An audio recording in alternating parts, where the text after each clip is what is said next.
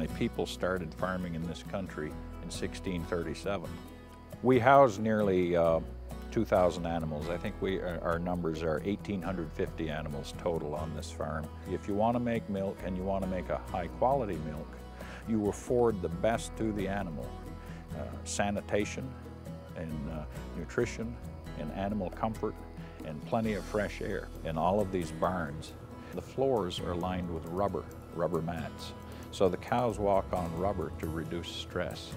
They lay on a fiber-filled mattress with bedding on top of that. We move a lot of air also. So really they're in a climate-controlled environment.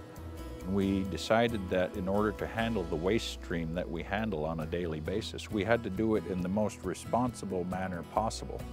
And the methane digester was the tool, that's the best that's available to sequester the gases and the odors and protect the groundwater. We produced last year nearly 2 million kilowatts of power to the grid, all from methane gas. On this farm we've had, during the past 5 years, over 16,000 people from 23 countries tour the entire farm.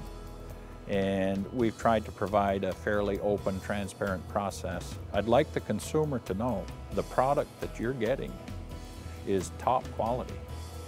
The milk is tested before it leaves the farm. It's tested again before it goes into the processing plant. We're also eating that food.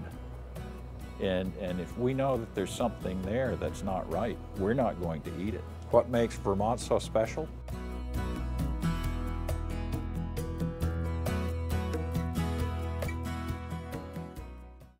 It's a good way to live, plenty of work.